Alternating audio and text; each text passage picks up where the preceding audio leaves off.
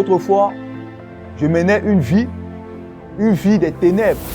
Je suis issu d'une relation qui n'était pas vraiment conforme.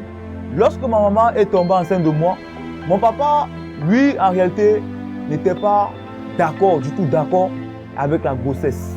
Toi qui es en train de mener cette vie, le Seigneur Jésus-Christ, à travers ce témoignage, t'appelle encore à la repentance. À un moment donné, je voulais, c'est-à-dire consacrer toute ma jeunesse pour le retrouver, pour me venger et l'assassiner. C'est à partir du moment où j'ai commencé à aller fréquenter que j'ai commencé à adopter une autre nature. Une nature vraiment de rebelle, une nature vraiment d'agressivité, une nature de violence, une nature d'impudicité, les femmes, l'alcool. Je m'en foutais un peu de tout, comme on dit. Ouais. J'étais là à l'école, j'étais vraiment intelligent et tout, mais l'école commençait déjà à me fatiguer. Ouais. Moi, je commençais déjà à découvrir la vie et je voyais déjà un peu en grand. Parce que le monde militaire, c'est un monde qui compte sur lui-même. Je faisais souvent ce qu'on appelle classer, arranger un peu et tout. Voilà, je vois la camarade et dis que bon, j'ai un frère là-bas, mon grand et tout. Donc tu étais comme un peu intermédiaire, manager. Un peu de partout. Toi qui es déjà en train de faire le programme, d'avorter le bébé que tu portes en ton sein en ce moment, il faut te repentir rapidement à travers ce témoignage que tu entends maintenant. C'est un exemple palpable. Toi qui es en train de mener une vie d'impudicité à outrance ou une vie d'impudicité de façon cachée, c'est ton âme que tu es en train de livrer. Moi, j'étais dans l'église EPC, l'église presbytérienne camerounaise. Il y avait une de mes tantes qui était apparemment prophétesse. Elle avait souvent l'habitude de m'imposer les mains.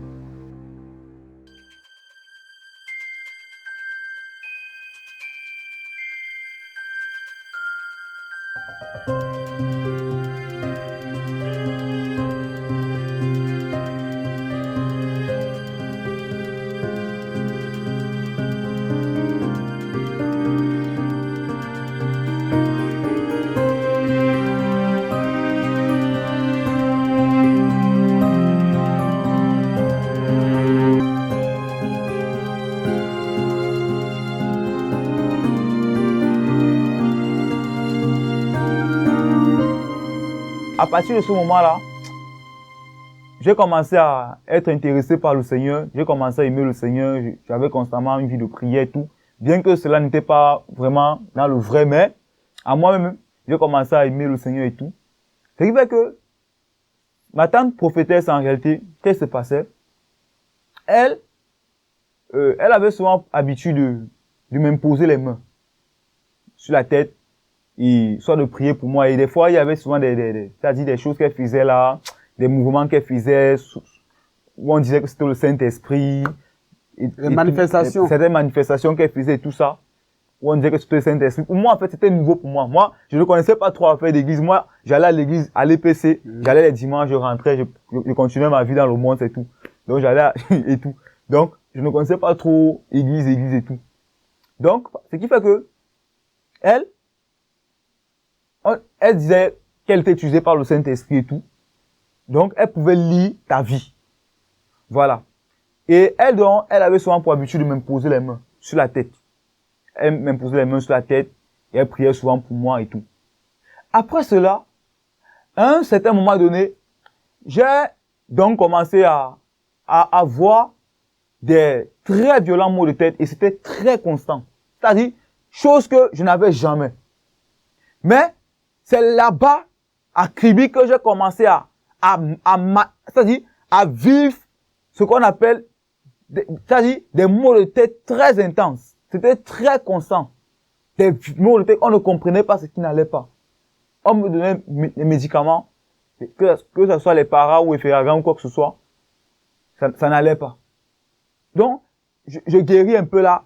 Après, quelques temps après, ça me rattrape encore. C'était très constant. Très constant. Et moi, déjà, je persévérais à cette église-là. C'était une église qui naissait encore et au jour le jour, les gens adhéraient, ils venaient et tout. Donc, moi aussi, je faisais partie, je priais et tout. Donc, ma tante là, elle me regardait et des fois, elle me donnait souvent de ses prophéties. C'était de ces prophéties sur ma vie en fait, sur moi-même et tout. Et ce que j'ai remarqué, c'est que de tous mes frères, des cousins qui étaient là, c'est que elle était plus attachée à moi. Tu vois? Elle était plus attachée, c'est-à-dire, elle et moi là, il y avait une connexion, c'est-à-dire, elle m'aimait. Elle était plus attachée à moi. Et bon, je ne pourrais dire si elle m'aimait réellement, mais dans le sens où moi je voyais, je peux dire, elle m'aimait. Voilà. Voilà. Donc, elle était trop attachée à moi. Moi, je ne comprenais pas. Ouais, je ne comprenais pas. Donc, elle et moi, on échangeait, on causait et tout, et tout, et tout. Quand il y a peut-être souci à la maison, elle me défendait comme elle pouvait me défendre et tout. Voilà. Et cependant, qu'est-ce qui se passe? Un beau jour, après avoir quitté Kribi, lorsque les vacances étaient terminées, j'ai quitté Kribi pour retourner où j'étais. Et quelques temps après, il y a eu des problèmes qui se sont passés. Parce qu'elle travaille avec l'homme de Dieu dont je parlais, l'apôtre là. Il y a eu des problèmes qui se sont passés apparemment entre eux. Et où il y a l'un d'eux, soit c'est l'apôtre là qui a eu à dire que, donc dans leur chamaillerie, voilà, l'apôtre là a eu à dire que non, toi, tu ne travailles même pas avec l'Esprit du Seigneur. Quelque chose du genre. Et moi, on m'avait appelé pour me dire que voilà, en réalité, Tata ne travaille pas avec le Saint-Esprit proprement dit et tout. Voilà, il faut la fuir cet appel encore et tout. Et cependant, lorsque j'étais rentré en ville, j'avais quitté Kribi, ma tante là et moi, elle m'appelait trop. C'est-à-dire, même ma maman était étonnée, ça l'inquiétait, ça attirait son attention que, mais comment ça? C'est-à-dire, elle m'appelait trop, elle aimait passer les autres. C'est-à-dire, elle était trop collée à moi, trop attachée à moi. Est-ce qu'en ce moment, elle était déjà mariée ou bien pas? Non, je pense qu'elle était veuve. Bon, non, elle était nouvellement mariée, voilà. Elle vivait mais son mari était dans une autre ville. Donc, elle venait à peine de se marier. Parce que son premier mari, je pense, était soit décédé, quelque chose du genre. Donc, elle s'était remariée par la suite. Donc, on m'avait appelé pour me dire que voilà, ce n'est pas l'Esprit du Seigneur qui l'utilise et tout, et tout. Et après avoir écouté ça, moi-même, j'ai pris peur. Et c'est là que j'ai commencé à l'éviter, j'ai commencé à l'éviter, à fuir cette femme, à fuir ma tante et tout, prendre distance avec elle, jusqu'à ce que je coupe complètement les ponts avec elle. Et c'est des années après que j'ai écouté des choses qui se passaient, ce qu'elle avait eu à faire et tout. Et au fil des années, mes yeux commençaient aussi à s'ouvrir petit à petit sur ces choses. Voilà. Donc, je vais également parler d'un autre point concernant ma rébellion, parce que en réalité, plus le temps passait, plus je devenais de plus en plus, je devenais encore rebelle. Je vais le dire ainsi, rebelle envers mon maman. Plus le temps passait, plus je grandissais encore dans cette vie-là mauvaise que je menais. Plus le temps passait, plus je développais, plus je pratiquais encore des choses plus abominables même. Donc, si nous comprenons très bien, c'est que après avoir fui la tente, voilà, l'église que tu pratiquais en ce moment, tu as également déserté les lieux. Effectivement. Voilà, et ce qui t'a donné l'occasion encore de retourner encore dans voilà, ta vie passée dans le monde, ce que je voilà, faisais. dans le monde. Je suis rentré retrouver ça. Voilà, retrouver ça encore et reprendre les vieux caractères Effectivement. qui étaient innés en toi en ce temps. Voilà. Donc, et la tante en question, nous pouvons découvrir par là que ce n'était pas le Saint-Esprit qui l'utilisait, mais certainement elle avait un objectif derrière qui n'était pas dévoilé clairement. Sinon, quelqu'un qui t'impose la main, toi qui n'avais jamais les maux de tête, tu commences à avoir les maux de tête. Vous voyez? Elle s'est nommée prophétesse. Des maladies qu'on ne comprenait même pas. Voilà. Tu vois? la vie, les semences qui étaient en elle, c'est ça qu'elle essayait de transmettre sur toute personne à qui elle imposait la main en son temps. Et il y a plusieurs, aujourd'hui, de ces soi-disant prophétesses qui naissent de toutes parts. Pas forcément ta tante là, mais il y en a plusieurs. À part ta tante là, il y en a plusieurs. Je vous le dis en vérité. Qui sentent l'envie, et quand ils commencent par manifester tellement quelques dons du Saint-Esprit là, on se sent déjà appelé par le Seigneur, on se sent déjà prophète ou bien prophétesse, on se sent déjà pasteur, on se sent déjà apôtresse. Et on va pour ouvrir église, pour commencer par attirer les gens. Alors que toi-même, tu n'es pas délivré. Alors que toi-même, tu n'es pas appelé même. Mais sentant l'envie de pouvoir vraiment dominer, de pouvoir, l'ambition démesurée, d'être indépendante religieusement, ou bien de pouvoir se développer mieux ces dons, ces talents-là, on voit que déjà le Seigneur nous a appelés et on va pour ouvrir l'église et on commence à diriger. Je vous le dis en vérité, Dieu n'est pas dans ça. Les dons que tu manifestes, ça ne veut pas forcément dire que Dieu t'a appelé à aller exercer un ministère, pour aller ouvrir église, pour conduire les âmes. Ça n'a jamais été le cas. Si tu n'as pas reçu un appel, surtout toi, femme qui me suit en ce moment, et qui te fait appeler prophétesse, et tu as ouvert église, et tu conduis, tu vas conduire les âmes là où, comment? Le Seigneur n'a pas donné le ministère d'autorité à la femme. Tu peux me dire le contraire aujourd'hui, mais je te le dis en vérité. Lorsque tu vas mourir sans vraiment accepter ce message, sans vraiment donner ta vie à Jésus et jeter ton titre de prophétesse, de pasteur, d'apôtresse, d'évangéliste, et tu exerces un ministère d'autorité, lorsque tu vas mourir dans ça, tu vas voir comment les démons vont te lire les Écritures. Mieux vaut pour toi accepter, plutôt que ça soit au dernier jour, que les esprits, les démons t'enseignent la parole de Dieu. Ce sera très honteux et trop tard.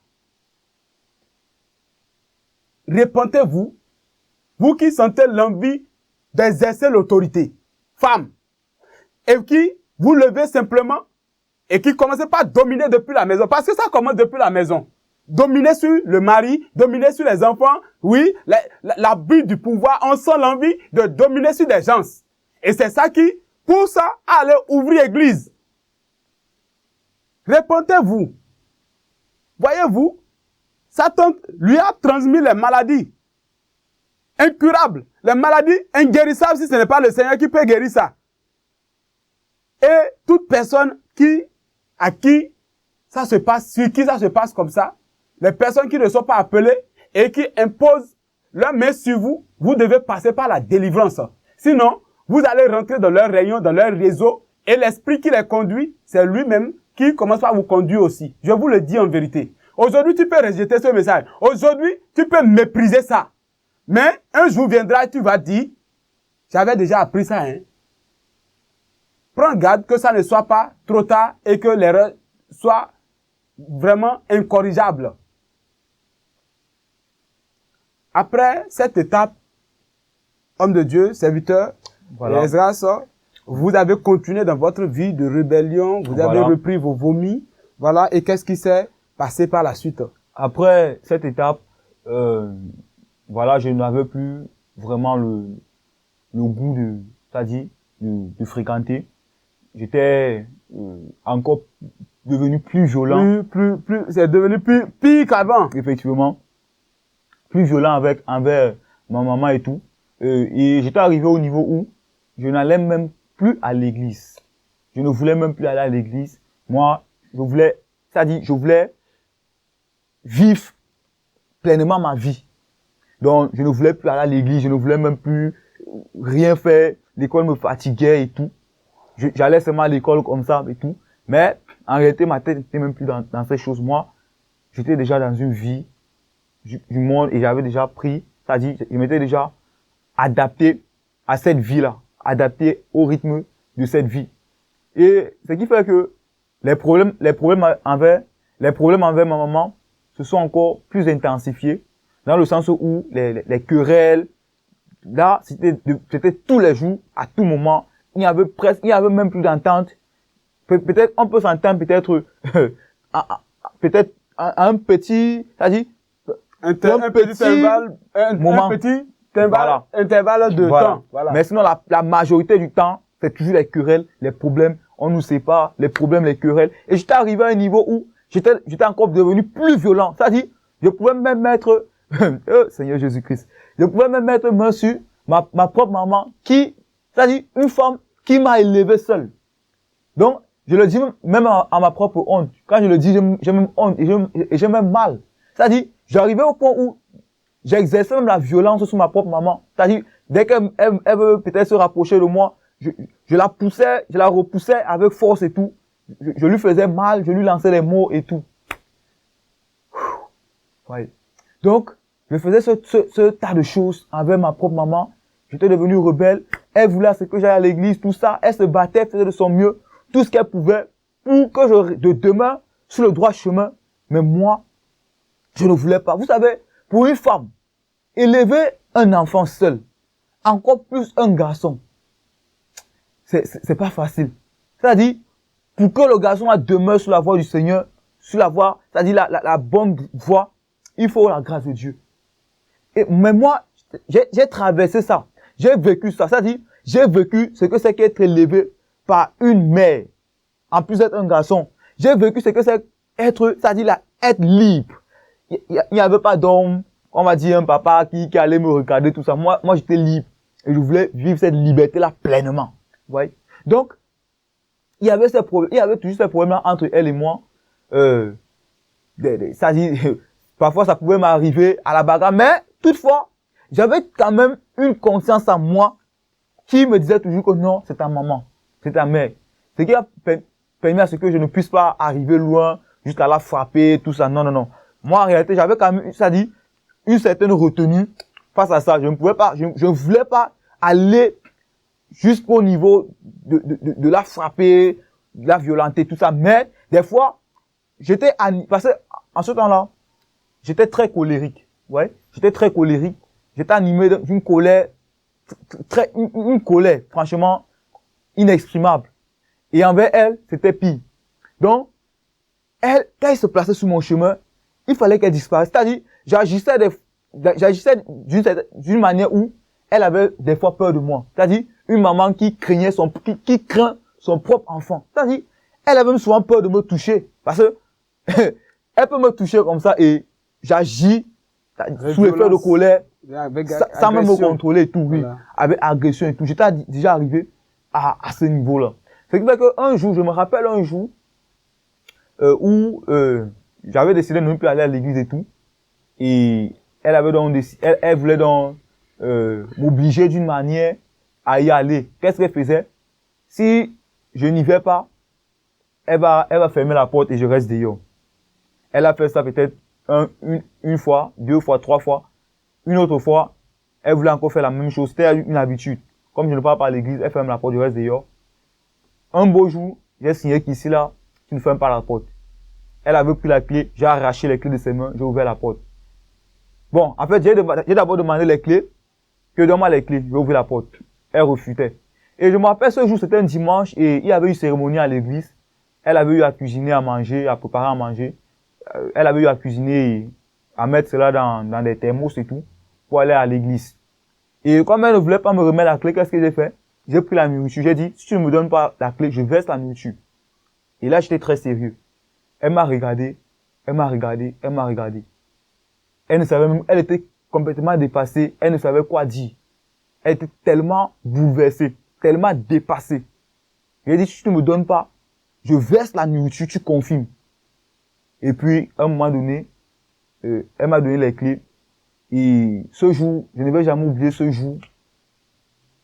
C'est un jour où jusqu'à présent, quand j'y pense, franchement, je peux couler des larmes. C'est ce jour-là où j'ai vu pour la première fois ma propre maman pleurer à cause de moi. C'est-à-dire, à cause du comportement que j'avais, elle s'est mise à pleurer. Elle m'a remis les clés et après, elle a pleuré. J'ai vu les larmes de ma maman pleurer. Mais, quand je faisais ça, en moi, il y avait un côté là qui, c'est-à-dire une conscience qui me disait, en moi, je me disais que non, c'est pas bien.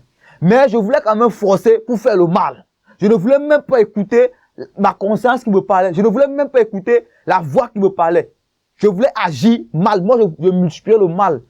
Moi, je voulais seulement faire le mal. Je voulais faire le mal. Je voulais être celui qu'on dit un bad boy. Être un mauvais. C'est-à-dire, moi, c'était le mal que je voulais faire. Et je trouvais plaisir en ça.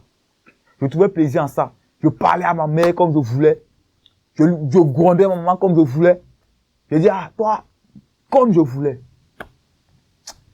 Peuple de Dieu, en réalité, quand je vous dis ces choses, c'est que j'ai très mal. Je vous le dis en vérité. J'ai très mal. Et je sais comment, même si je sais que le Seigneur m'a pardonné de cela, je ne vais jamais cesser de regretter et d'avoir mal pour ça. Jusqu'aujourd'hui, à l'heure où je vous parle avec une grande douleur. À ma propre maman. Elle qui a refusé de m'avorter. Elle qui c'est-à-dire, a pris soin de moi. Elle qui m'a élevé, qui m'a toujours défendu. Lorsqu'il y avait des problèmes, elle me défendait. C'est-à-dire, elle était même prête à mourir pour son propre enfant, son unique enfant. Mais voilà comment j'agissais envers elle. Et c'est cette même situation-là c'est dans cette même situation que plusieurs sont aujourd'hui. Peuple de Dieu, je vous le dis en vérité, je ne peux pas cacher ça. J'ai vraiment mal. Homme de Dieu, que le Seigneur Jésus-Christ te fortifie.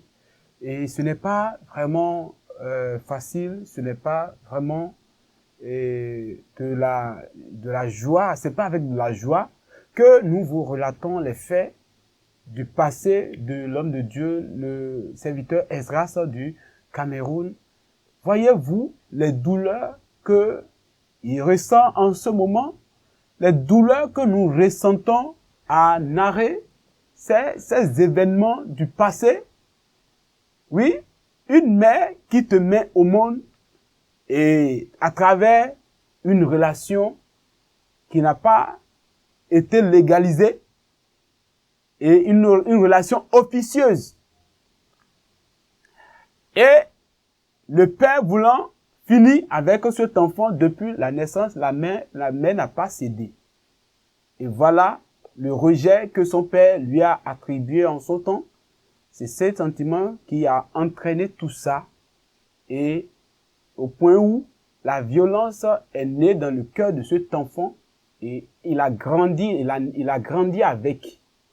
Et le diable ayant récupéré, ayant vu ces sujets d'accusation, voilà, autour de sa vie, autour de lui, autour de sa vie, il a maintenant profité pour le récupérer lui-même, pour l'exploiter avec les potentiels qu'il avait trouvés en lui. Il l'a récupéré pour l'exploiter, pour l'utiliser contre les personnes qui pouvaient l'aider, pour le mettre, pour le cadrer sur le chemin de Dieu, pour le cadrer sur la bonne voie. Le diable maintenant l'utilise et il le convertit. Et il les affronte maintenant. Il devient un guerrier contre les personnes qui pouvaient l'aider. Jusqu'à sa propre mère. Bien-aimé, toi qui es dans qui a ce caractère de mépris, de haine contre ta mère, contre tes parents, c'est le moment de se repentir. Le Seigneur a mal au cœur. Quand on fait du mal à ses parents, il demeure toujours tes parents. Et la Bible a recommandé, a insisté plusieurs fois sur cela. Que les enfants obéissent à leurs parents. Et voilà, on n'obéit pas, et maintenant on se lève encore pour les violenter, pour les mépriser, pour les agresser. Je vous le dis, c'est dangereux, c'est très dangereux pour toi. Toi qui vis dans cette vie, quelle que soit la nature de ton père, quelle que soit la nature de ta mère, il demeure toujours ton père, il demeure toujours ta mère, et tu lui dois le respect. Dieu a donné l'autorité, le droit légal aux parents d'exercer l'autorité sur ses enfants. Qu'ils soient sorciers, qu'ils soient alcooliques, qu'ils soient catholiques, qu'ils soient musulmans, qu'ils soient quoi que ce soit. S'il est ton père, tu lui dois respect et obéissance. Sans condition. C'est la parole de Dieu qui recommande cela. Nous ne disons pas que le papa qui va te conseiller de mauvaises choses, qui va te donner de mauvais conseils, de lui obéir à aller tuer. Ce n'est pas ça. La parole de Dieu a dit selon le Seigneur. Mais le papa qui te dit, mon fils, prends ce couteau, va égorger telle personne. On ne va pas prendre ce verset pour dire. Ah, la parole de Dieu a dit d'obéir aux parents. Non. Il faut obéir aux parents selon le Seigneur, selon la volonté du Seigneur. Et non à tout bout de champ, de bout en bout. Non. Il faut obéir aux parents selon le Seigneur, selon la volonté du Seigneur. Et toi qui ne le fais pas, tu raccourcis, tu diminues la durée de ta vie. Il faut que la pagaille cesse dans la bergerie du Seigneur. Tu te dis enfant de Dieu, tu te dis servant de Dieu, tu te dis chrétien, tu te dis chrétien depuis des années dans l'église. Dans les quatre coins des murs de l'église. Mais c'est toi qui hais ton père, c'est toi qui as du mépris contre ta mère et tu ne l'as pas pardonné. Laisse-moi te dire, tu vas rendre compte de cela. C'est le moment pour toi de te repentir et de faire la paix avec ton père, avec ta mère, pour que tu puisses avoir la bénédiction parentale. Sinon, c'est de grandes malédictions, c'est du charbon ardent que tu as massé sur ta tête. Et Dieu ne peut pas exaucer tes prières. C'est les démons de haut rang qui vont récupérer tes prières pour t'exaucer. Va et recherche la paix avec ton père. Va rechercher la paix avec ta mère. Cela est agréable au Seigneur. Homme de Dieu, j'ai mal au cœur quand j'entends ces choses. Oui, il est vrai, cela, ça t'intrigue, ça te fait mal aussi, mais tu n'es pas le seul à ressentir cette douleur. Je suis très sûr que le Seigneur également éprouve cette douleur quand les parents, les enfants oppriment leurs parents. Quel que soit ton titre, ta mère demeure toujours ta mère. Ton père demeure toujours ton père. Aller jusqu'à lever la main sur ses parents, c'est un crime contre Dieu. C'est aller contre la volonté de Dieu. C'est aller contre l'ordre que Dieu a établi. La Bible dit, celui qui maudit son père ou sa mère, sa lampe s'éteindra au milieu des ténèbres. Si ta lampe s'éteint au milieu des ténèbres, qu'est-ce que tu vas faire? Là où tu es maintenant, supposons que tu es en train de suivre ce témoignage en pleine nuit. Et ton téléphone s'est éteint. La lampe que tu as allumée là maintenant, ça s'éteint. Il n'y a pas de lumière autour de toi. Tu vas commencer par tâtonner, je te le dis en vérité. C'est de la même façon. Quand tu méprises ton père, tu méprises ta mère, tes parents, ta lampe s'éteint. Et tu commences par tâtonner dans la vie. Ta vie, tu vas tourner à gauche, tu vas errer à droite. Ça n'aura pas de sens. C'est ça, ce que ça veut dire. Toi qui es en train de suivre ce témoignage en ce moment, si tu as de différends avec ton père ou avec ta mère, c'est le moment maintenant Dieu est en train de te parler. Avant que nous ne poursuivions, le Seigneur est en train de te parler. Recherche la paix avec ton père. Recherche la paix avec ta mère. Avec tes parents. Sinon, tu vas aller dans quel ciel?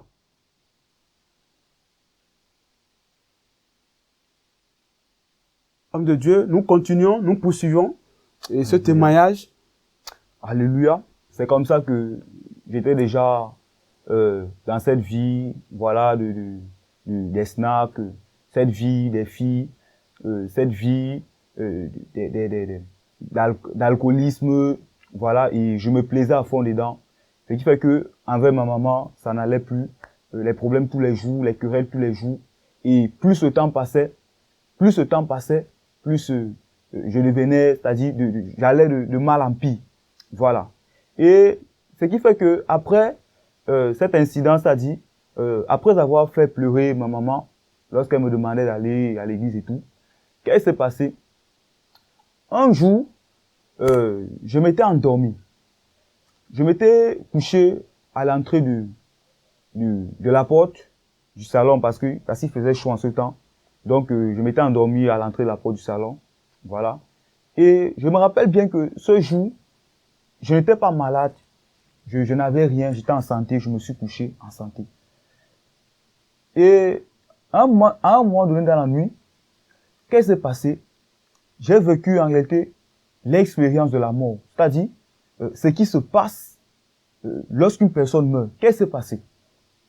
À un moment dans la nuit, je ne sais comment, mais je me vois sortir de mon corps. C'est-à-dire, je vois mon âme est sortie de mon corps. J'étais couché, mais mon âme est sortie de mon corps.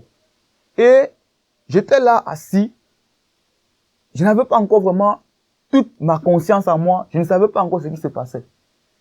Et cependant, je regardais autour de moi la pièce dans laquelle j'étais, le salon, je voyais les choses clairement. Jusqu'à ce que, quand je me retourne, je me vois couché. C'est-à-dire, j'étais deux. Je vois mon corps couché. Et quelque temps après, lorsque je dirige maintenant mon regard vers l'extérieur, du coup, qu'est-ce que j'aperçois? Je vois quelqu'un, c'était un esprit. En réalité, c'était un esprit. Il était placé face à moi.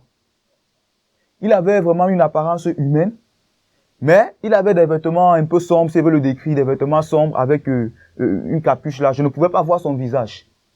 Et un léger vent qui l'accompagnait du genre. Et lui, il m'observait. Il était face à moi, peut-être à une dizaine de mètres. Il était face à moi. J'étais là, je le regardais. Il me regardait, je le regardais. Il me regardait, je le regardais. Et personne de nous n'a bougé. C'est-à-dire, j'étais là, comme mon regard était figé sur ce que je voyais. Mais lui, il était concentré sur moi, stationné. C'est-à-dire qu'il était concentré sur moi. Et, bien entendu, je n'avais pas encore vraiment conscience de ce qui se passait, vu que c'était un esprit que je vivais la chose. Et pendant ce temps, mon corps charnel était couché. Là, c'était juste après, c'est-à-dire, tellement que la vie que je menais était déjà de trop. C'est après cela que j'ai compris qu'en réalité, c'était un avertissement. Vous voyez? Donc, tellement que j'étais déjà irrécupérable, j'allais de mal en pire, je grondais ma maman, j'exerçais la force physique contre elle, je les juriais, je faisais tout. C'était déjà de trop. Voyez ce qui s'est passé par la suite. Donc, lorsque je l'observais, on s'observait, à un moment donné, en ce moment, c'est-à-dire, j'avais cette capacité de me lever et d'aller le retrouver. Et lui-même, c'est-à-dire, il avait cette capacité-là de me prendre et de m'amener. Mais, il y avait comme quelque chose c'est-à-dire, qui le maintenait, qui le bloquait. Je vais dire ça comme ça. Maintenant, par la suite, après un bon moment passé dans cette position, je sens comme quelque chose qui me ramène encore dans mon enveloppe charnelle. C'est-à-dire, quelque chose me ramène encore dans mon corps. Et là, je retourne dans mon corps. Et c'est après ça que je me lève maintenant physiquement. J'étais là, je me lève physiquement. Je regarde, il n'y avait plus rien. Je ne l'ai plus revu. J'étais troublé, j'étais traumatisé, je ne comprenais pas ce qui se passait. Et par la suite, le temps est passé. Le temps est passé. J'ai toujours continué cette vie, bon, toujours à un rythme constant, un rythme normal. Je continuais toujours cette vie. Je vais également noter que moi, comme je l'ai dit plus haut, j'ai vécu dans une zone de guerre. J'ai vécu ce qu'on appelle l'impact de la guerre. C'est-à-dire, j'ai vu la guerre, ce qu'on appelle vraiment la guerre. J'ai écouté vraiment, j'ai eu l'écho de la guerre. Et moi, c'est-à-dire, cette guerre-là, moi, ça suscitait le désir de m'engager davantage dans l'armée.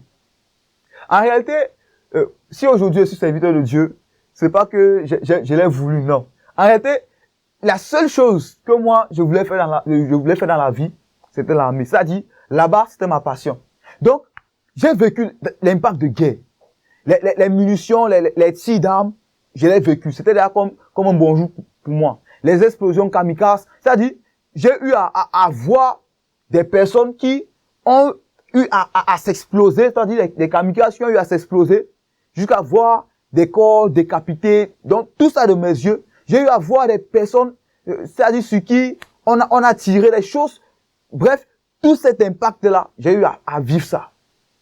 Et, bien évidemment, au lieu d'avoir peur de cette vie, au contraire, moi, ça m'encourageait davantage à m'engager.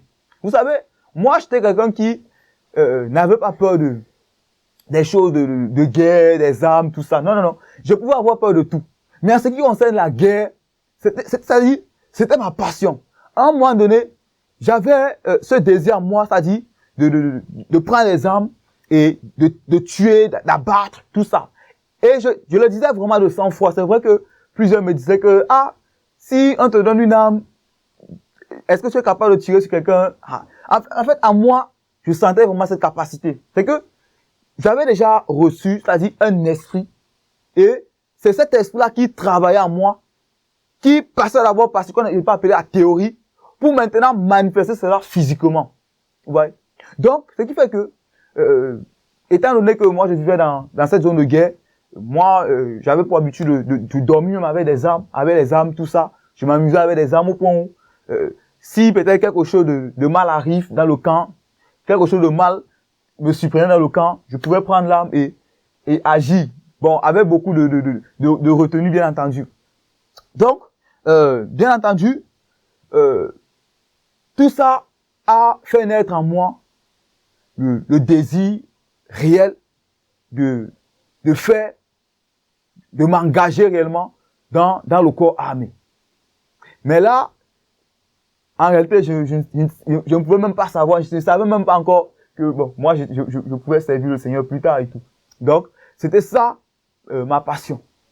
Donc, c'est pour dire quoi?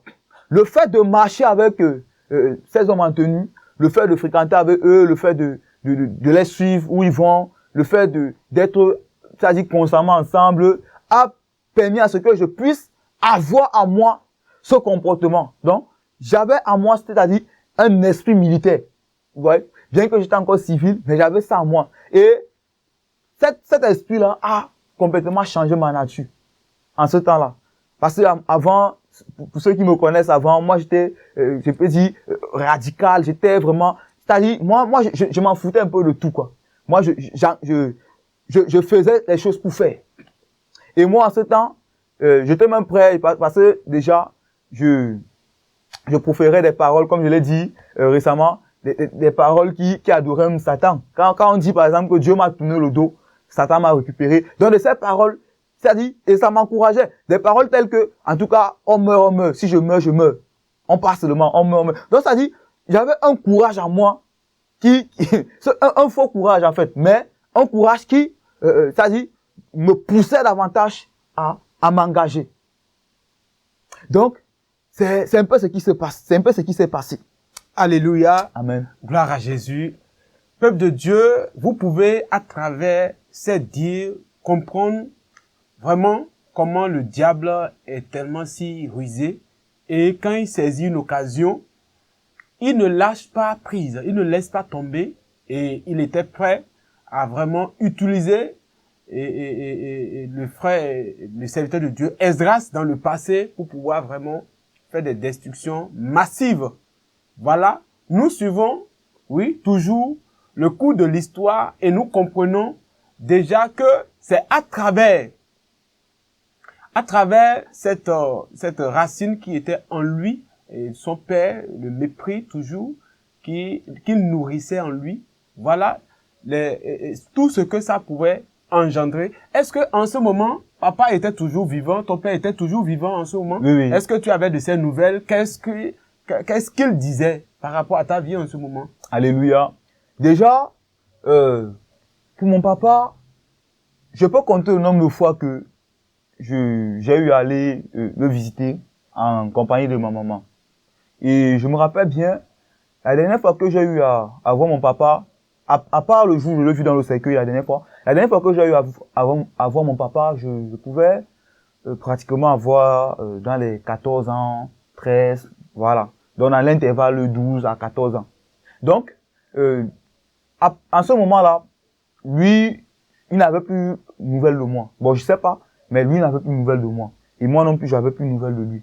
Et en ce moment, si tu le voyais, qu'est-ce que tu pouvais faire avec ton état du moment là, voilà, et vu que tu étais resté avec les militaires, l'esprit de guerre, tout ça, et tu avais les armes à ta disposition, voilà, si tu voyais ton père en ce moment, qu'est-ce qui pouvait vraiment se passer? Donc déjà, après le conseil de ma maman au sujet de mon papa, c'est vrai que après ça, ça dit, l'esprit de vengeance s'était éteint en moi. Ouais. Mais si je continuais à évoluer avec cet esprit de vengeance là en moi, c'est que en ce moment-là, si je l'apercevais, bien bon, en fait, en ce moment, je ne pouvais pas faire grand-chose présentement. Mais cela n'allait pas empêcher le fait que je pouvais qui sait, je pouvais organiser quelque chose. En réalité, lorsque je menais cette vie, pour moi, c'est que j'avais déjà pardonné à mon papa. J'avais compris, j'avais compris que bon, c'est la vie et que je ne peux rien faire. Ça peut arriver. Et en ce moment, parallèlement, quand même, tu l'as ignoré, ouais, j'allais l'ignorer, moi. Tu étais maintenant libre. Voilà, j'étais libre. Dans la société. Voilà, comme si tu n'avais pas de papa. Voilà, effectivement. Et voilà, il a commencé par vivre maintenant comme il le voulait, la vie de libertinage. Voilà. Et voilà, il pouvait maintenant tuer, si je vais le dire ainsi, s'il trouvait l'occasion, et quelqu'un qui ne pouvait pas supporter, se présenter sur son chemin pour le provoquer d'une manière ou d'une autre, il pouvait vraiment organiser des choses pour pouvoir vraiment tuer. Vous voyez ce que ça pouvait engendrer, cette vie. Toi, bien-aimé, qui nous suis en ce moment, et tu penses que, voilà, comme il a dit tout à l'heure, et toi-même, tu as ces paroles-là dans ta bouche. Si on meurt, voilà, je m'en fous de quoi que ce soit. Je te le dis en vérité, tu vas regretter. Tu vas véritablement regretter la vie dans le monde, la vie dans le banditisme, avec les armes. Cette vie que tu es en train de mener, les armes secrètes que tu as. Je te le dis en vérité, c'est pour ta destruction. C'est pour ta destruction. Et si on ne meurt pas deux fois, la vie, c'est une seule fois, on l'a. Et quand tu as cette vie, et toi, tu profites pour éteindre la vie des autres, toi aussi, tu vas mourir un jour. Et quand tu mourras, c'est pour l'éternité que tu vas rester dans l'enfer. C'est pourquoi je t'exhorte, mon frère, voilà quelqu'un qui avait vécu cette vie avec les munitions, avec les armes dans le passé, et aujourd'hui, Jésus-Christ a pu le racheter, et il a déposé les armes. Toi également, tu peux déposer les armes qui sont à ta disposition. Et comment tu vas faire pour aller braquer, pour aller tuer des gens qui ont la respiration comme toi? C'est ça qui est ta préoccupation de tous les jours. Tu peux déposer. Jésus-Christ te tend la main aujourd'hui aussi. Jésus-Christ t'appelle. Et il peut te transformer. Et désormais, ça ne sera plus les armes physiques, mais plutôt les armes spirituelles de combat. Et ça ne sera pas contre les humains comme toi, mais contre les esprits. Alléluia. Et voilà, nous poursuivons et ce témoignage, homme de Dieu. Voilà, vous allez continuer. Qu'est-ce qui s'est passé par la suite? Voilà. Donc, comme en ce temps, j'étais constamment avec mes frères et tout. On vivait ensemble et tout. Et moi, cette compagnie-là m'a permis d'apprendre beaucoup de choses, d'avoir beaucoup de connaissances sur le maniement d'armes et plusieurs autres choses en fait. Et je l'ai appris beaucoup plus par curiosité et aussi pour connaître en fait. Voilà. Donc, ce qui fait que des fois, quand ils sortaient et tout ça, vu qu'on dormait à la maison, on était à la maison ensemble et tout. Donc, même quand ils sont là, voilà, il y a des armes. Quand ils sortaient, il y a des armes et tout. Et l'objectif garde. pour lequel tu apprenais tout ça, c'était pourquoi, en réalité, qu'est-ce qui se cachait derrière cette motivation? Voilà. Alléluia. Oui. Déjà, il y avait la curiosité et il y avait aussi mon attachement en ces armes en réalité, aux armes. J'étais quelqu'un qui était trop attiré par des armes. Voilà. Et s'il fallait même que je puisse, c'est-à-dire me munir d'une arme, avoir ma propre arme, j'allais l'avoir. C'est-à-dire j'étais trop attiré par ça. Et en réalité, je commençais déjà à aller dans une dimension où ça pouvait me conduire à être pire, à commettre le pire. Ouais. Quand il dit le pire, c'est vrai que bon, moi déjà à la base, je n'avais pas vraiment un esprit un esprit meurtrier qui tue pour rien, mais j'avais à moi, c'est-à-dire un désir de tuer pour défendre. Je sais pas si vous comprenez. Un désir de tuer, faire couler le sang, mais pour défendre. C'est-à-dire, face aux attaques, j'étais prêt, c'est-à-dire à la riposte. Donc c'est dans ce sens-là que je pouvais agir. Et par la suite, après ce moment, je vais maintenant parler des arts martiaux. Après ce moment, je me suis engagé dans les arts martiaux. Voilà, précisément le Krav Maga, c'est une boxe israélienne, une boxe commando militaire. Donc c'est une bagarre militaire vraiment qu'on apprend. En fait, c'est une bagarre, une boxe qu'on apprend au commando, donc comme du self-défense, c'est-à-dire pour se défendre, pour maîtriser et un peu de tout. Donc j'ai appris cela et j'ai été entraîné personnellement par des aînés également, par des grands frères qui étaient eux-mêmes des cadres, c'est-à-dire qui étaient eux-mêmes des instructeurs du Krav Maga au commando en formation. Donc, comme on était à la maison ensemble et que c'était mes aînés, bon, eux, ils m'apprenaient cela et tout. Et en moi-même, j'ai encore, par mes propres recherches, développé cela. Donc, je ne me suis pas seulement limité au Krav Maga. En dehors du Krav Maga, j'ai également fait dans la boxe et j'ai également appris dans des techniques du judo, des techniques du kung fu wushu. Donc, je faisais tout ça dans le but de davantage me perfectionner. Et c'est à travers cette connaissance-là que j'avais, c'est-à-dire une certaine aptitude à facilement battre des gens. Et par la suite, j'ai même aussi eu à entraîner, voilà, des personnes. J'ai entraîné des gens, voilà, comme moi. Donc j'avais des élèves en réalité. Je les ai entraînés au Krav Maga, à la boxe et tout. Donc, en réalité, parlant des arts martiaux. Alléluia. Avant que nous n'abordions vraiment cette rubrique-là et ces points, j'aimerais vraiment vous faire remarquer quelque chose, bien aimé dans le Seigneur, vous qui nous suivez, à travers ce témoignage très riche en éléments qui pourraient vraiment vous édifier. Alléluia. Voilà un peu le système que le diable met en place pour pouvoir capturer quelqu'un qui était vraiment exposé et en qui il a trouvé des potentialités qu'il recherchait. Les potentialités que le diable a localisées en lui. Et cette personne, c'est bien évidemment l'ancien Esdras, le serviteur de Dieu aujourd'hui, voilà, qu'il avait trouvé comme un instrument utile entre ses mains. Et il l'a récupéré, il l'a capturé. Et je l'ai dit précédemment que voilà, quand tu es sur le chemin du diable, tu es sur sa route, quand il te localise, il veut te prendre, il va mettre maintenant des gens sur ton chemin pour pouvoir encore t'aider, t'enfoncer dans le mal. Et c'est ce qui se passe. Nous comprenons à travers ce témoin, il y a beaucoup de choses et de personnes.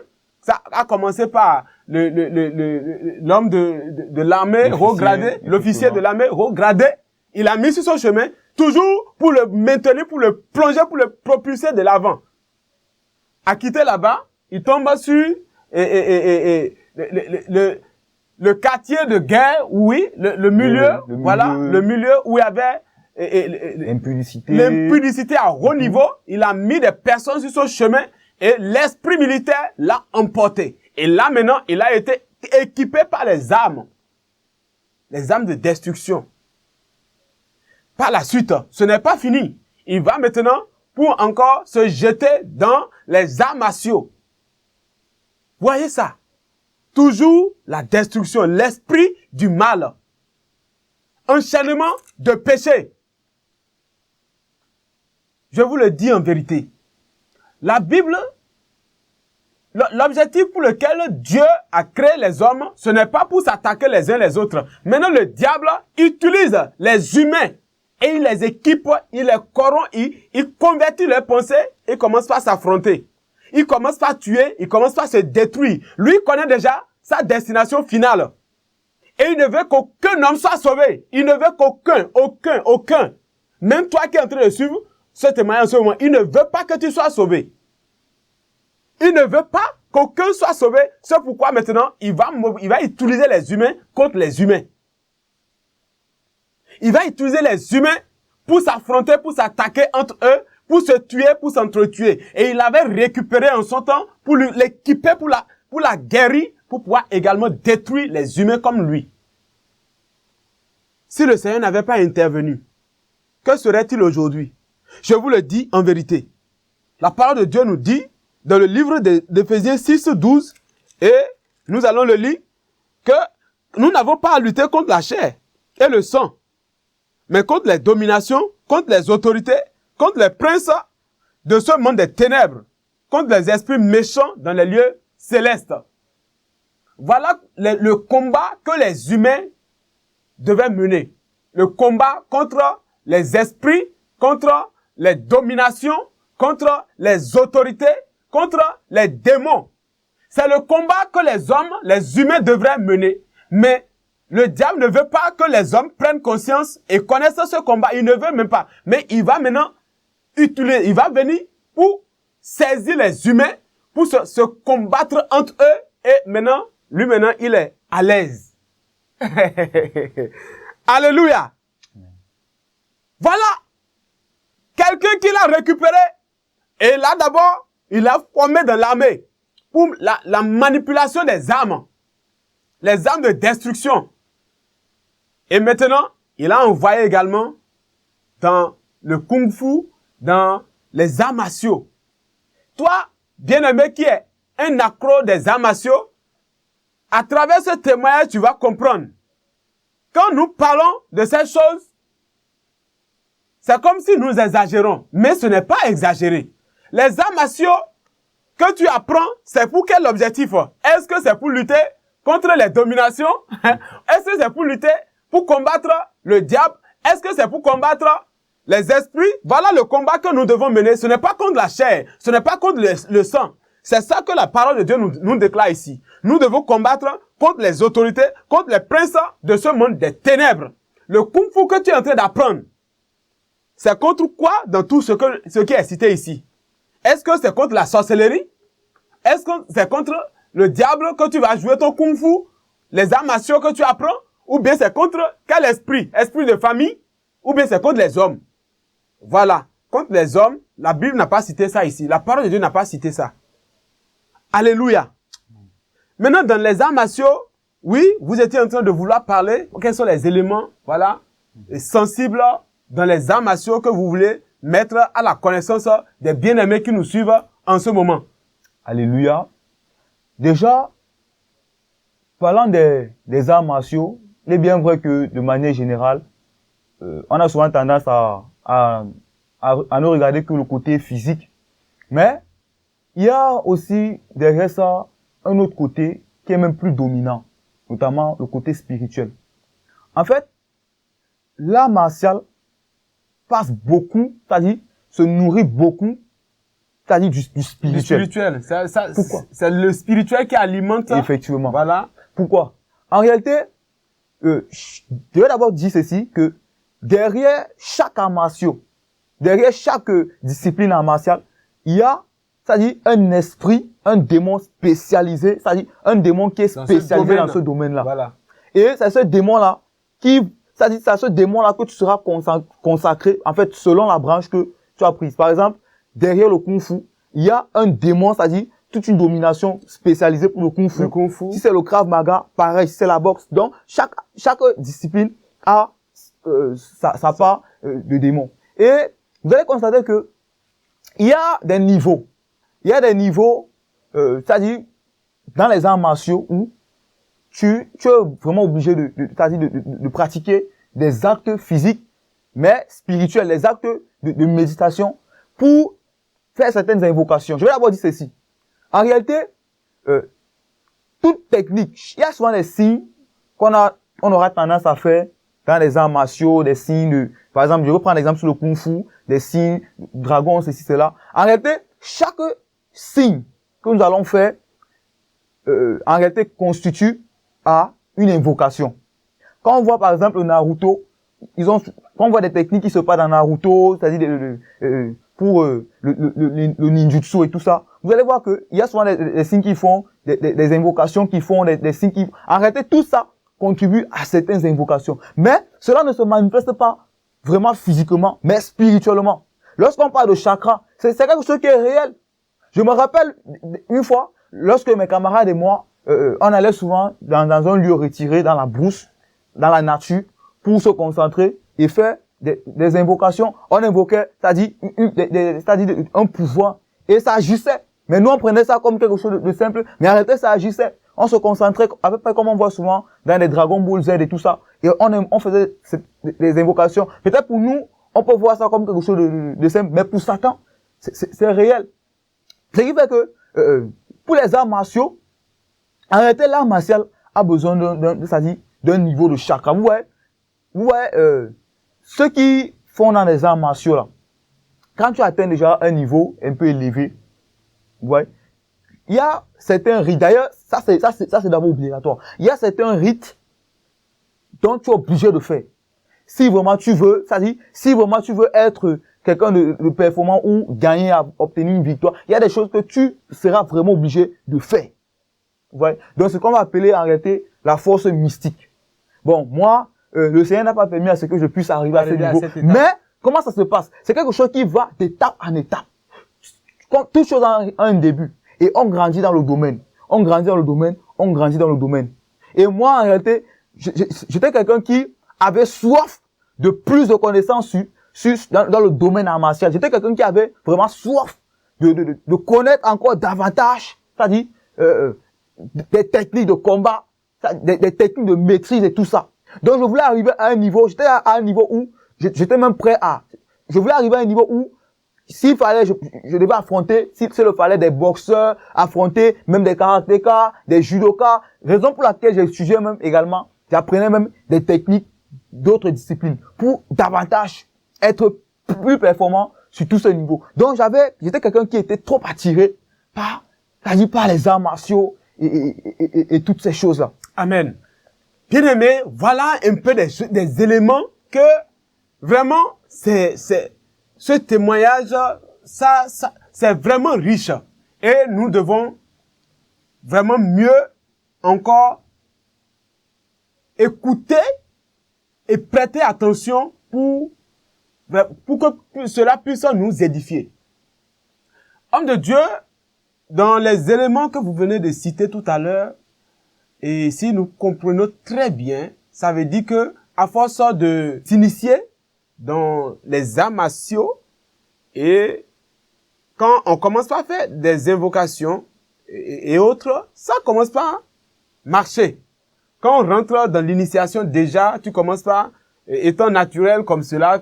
Effectivement. Voilà. Ça commence par... Vous commencez simplement, naturellement. Simplement. Voilà. Ça commence par... Tu comptes ta propre force. Oui. Tes propres techniques. Voilà. Ce que tu peux donner. Mais, arriver à un certain niveau là. C'est-à-dire, le monde des arts martiaux, ce que on faisait, ce qu'on fait, ce que les autres font, genre, les débuts là, ça c'est le plus petit niveau. C'est que, le véritable monde art martial commence à partir, c'est-à-dire, lorsque tu entres dans la spiritualité, c'est là où ça commence réellement. Vous voyez, par exemple, les bouddhistes, les chinois, lorsqu'ils font, c'est-à-dire, eux, ceux qui apprennent le kung fu, eux, ils consacrent toute leur vie à cela. Vous voyez, des fois, ils partent dans les forêts, faire des méditations, proférer des paroles incantatoires. En réalité, c'est pour obtenir plus d'énergie. Et c'est ça qui leur donne ces capacités-là. Et d'autres, par contre, vont rentrer dans des sectes, vont avoir des marabouts et tout, pour leur donner encore plus de puissance et tout ça. Amen. Voilà, peuple de Dieu. Toi qui es en train de suivre ce témoignage, bien-aimé, toi qui es en train de suivre ce témoignage en ce moment, et tu es accro aux arts martiaux, au karaté, au kung-fu et au judo, c'est bien ça si je cite bien les noms. Et quand on te parle de ces choses, tu ne vois pas l'aspect spirituel. Voilà quelqu'un qui y était. Et aujourd'hui, le Seigneur fait grâce qu'il puisse sortir de là et qu'il puisse en parler, qu'il puisse témoigner des choses, des réalités de ce monde, des arts martiaux. Ça a un aspect spirituel que tu ignores, que tu ne connais pas.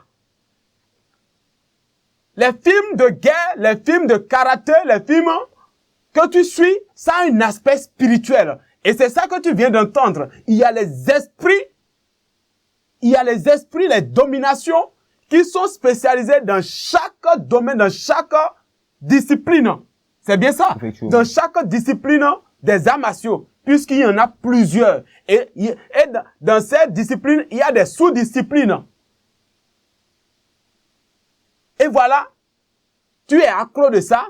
Et même à travers les films que tu suis, puisque c'est spirituel, déjà que tu es accro à ça, tu es attaché à ça, tu as cette passion en toi, tu es attiré à ces choses, ça crée un magnétisme en toi, ça crée un magnétisme autour de toi spirituellement. Et quand ces esprits ils repèrent cela en toi, ils vont venir maintenant te posséder. Et tu deviens accro de ça, tu n'arrives pas à t'en débarrasser. Tu dois suivre, dans la semaine, tu dois suivre des films de guerre, tu dois suivre des films d'arts martiaux. Et tu deviens fan de ces acteurs. Alors que ça a un caractère, un aspect spirituel que tu ignores. Ça a un aspect spirituel que tu ne connais pas. C'est ça que tu es en train de découvrir aujourd'hui. Je vous le dis en vérité. Si toi qui suis ces choses, il faut t'en débarrasser le plus tôt possible. Sinon, tu vas regretter chaque minute que tu as passé devant la télévision, devant ton téléphone, à suivre ces films. Lorsque tu vas mourir, lorsque la trompette va sonner, je te le dis en vérité, tu vas regretter chaque seconde, chaque minute que tu as passé à contempler les actions, les soulèvements. Et on va te dire, voilà, il y a ces sept là aujourd'hui. On va te dire, il faut simplement se concentrer. Il faut concentrer ton énergie. Et tu imagines que tu es en train de déplacer quelque chose. On est en train de t'initier comme ça sans que tu ne le saches. C'est les initiations comme cela. On va dire, il faut te concentrer et ça commence pas à marcher. Bizarrement, c'est ça. Effectivement. Ça commence pas à marcher. Tu commences pas à sentir vraiment quelque chose bouger. Tu commences pas à sentir une énergie qui te traverse. C'est l'esprit là qui est déjà là comme ça pour toi. Et tu n'as pas besoin que tu verses le sang d'abord. Pour ça là, pour ces initiations là. C'est la concentration et ton âme se connecte maintenant au monde de cette domination qui gouverne, qui domine, qui règne, qui commande cette discipline d'art martial que tu es en train de suivre, de subir. Déconnectez-vous de ces choses. Quand vous rentrez dans ce système, dans cette alliance, c'est fini. Votre âme est récupérée. Vous tissez une alliance directe avec ces esprits. Et quand vous mourrez, votre âme, vous allez voir, ces esprits, c'est eux qui viendront récupérer votre âme. C'est ces esprits qui viendront récupérer ton âme, puisque tu es déjà dans leur monde, sans que tu le saches. Mais le diable aujourd'hui, il fait voir le côté simple, le côté naturel. Non, c'est juste pour le divertissement, c'est pour la distraction. À quoi ça te sert dans ta marche chrétienne? Si tu veux te divertir, va prendre ton mégaphone et circule au bord de la route et dis, répentez-vous. C'est le meilleur divertissement. Si tu veux te divertir, va prendre la parole de Dieu et va méditer. Plutôt que d'aller Est-ce que tu es sûr que ces acteurs peuvent aller prendre la Bible maintenant qui est au parchemin pour commencer par méditer? Je ne pense pas. Maintenant, toi, chrétien, quel exemple veux-tu donner? Quel exemple veux-tu donner? Et ce sont ces personnes qui ne connaissent même pas ton existence, qui vont te faire perdre de temps, des minutes, des heures devant ta télévision. Je vous le dis en vérité. L'heure à laquelle nous sommes, les temps sont déjà finis. Ce n'est pas le moment où nous devons perdre le temps devant ces choses-là. Et tu continues de donner la légalité au monde des esprits, de gouverner ton âme. Et quand tu vas dormir la nuit, c'est là que tu vas quand même pas faire des cauchemars. Ou bien tu vas inviter ces esprits dans ta maison et tes enfants vont commencer par faire des cauchemars. Parce que tu as créé l'atmosphère favorable à ces esprits dans ta maison. Voilà. Et on va dire des noms bizarres dans ces choses. Tu ne vas pas comprendre. Mais c'est des invocations en réalité. On va te dire de faire des positions, des actions. Tu ne sais pas que c'est des invocations. Quand les esprits voient déjà quand tu fais ces positions, c'est des invocations, l'esprit vient.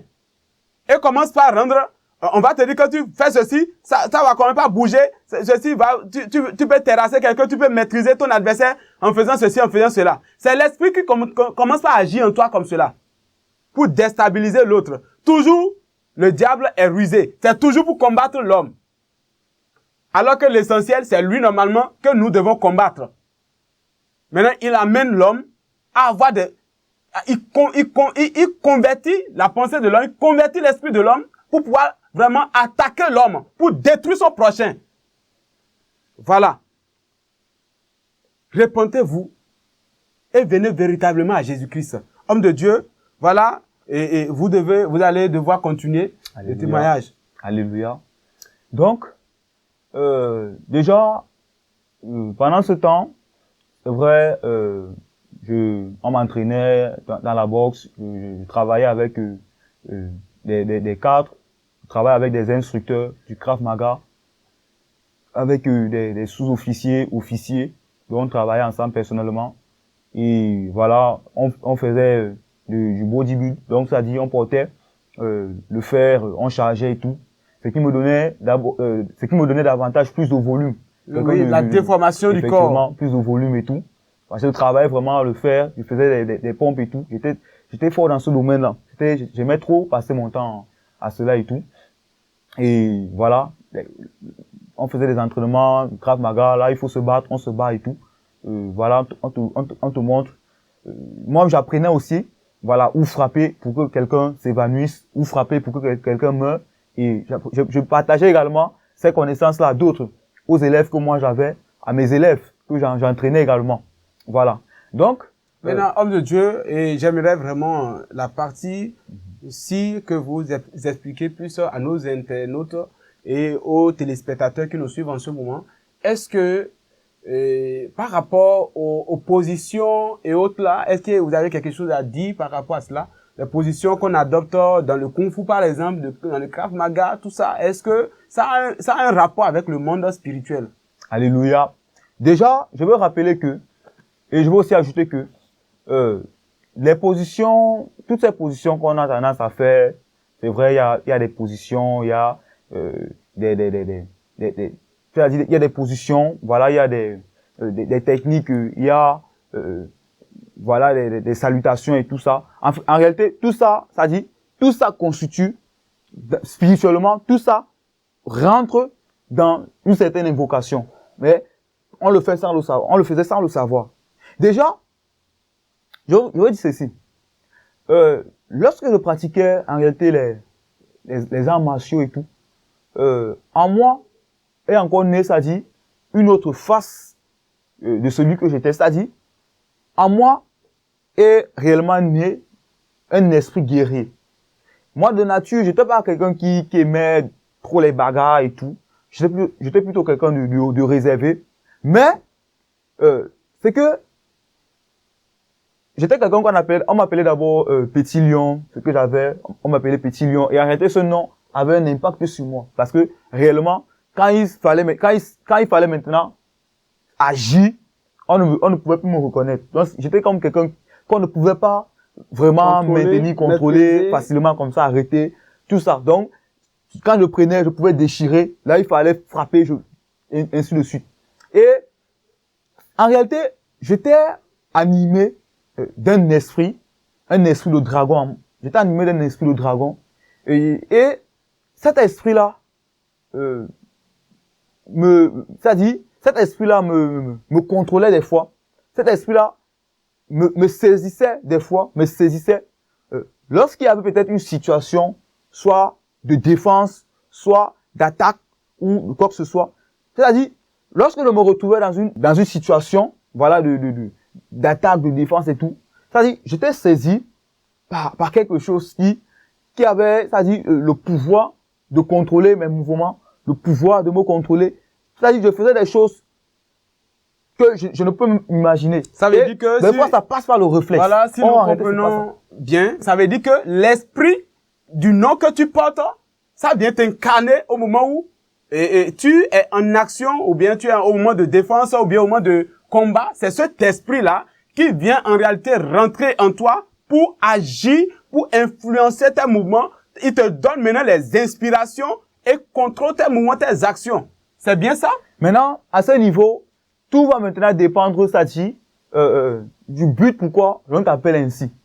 Si, par exemple, on t'appelle ainsi dans le sens des combats, on te donne ce nom, c'est-à-dire issu de ce que tu es, oui, issu de ta manière de faire, de ta manière d'être, là, automatiquement, c'est-à-dire, tu auras tendance à agir comme la chose. Il y a d'autres, par exemple, je peux prendre un exemple, comme un ami qu'on appelait le renard noir et tout. Donc, ce qui fait que quand on t'appelle dans ce sens-là, peut-être dans le sens de comment tu es, de ce que tu fais ou de quoi que ce soit, automatiquement, tu vas agir, c'est-à-dire, il y a comme cet esprit-là qui va t'incarner. Et d'ailleurs même, on tirait inspiration de ce nom, des fois de la manière dont tu es. C'est vrai que d'autres tirent inspiration de ça, bon, naturellement comme ça, ils tirent ça comme ça, mais après, ils agissent comme tel. Mais d'autres tirent ça de leur nature même. Il y a des personnes qui, ça dit naturellement, ont comme cette attitude, voilà. Donc, on observe ça sur eux et on les baptise ainsi. Donc, moi, bon, on avait souvent tendance à m'appeler, le petit lion et tout. Mais, en réalité, c'est que ce dont je vais beaucoup plus attirer l'attention, c'est, ça dit, par rapport à l'esprit qui t'utilise.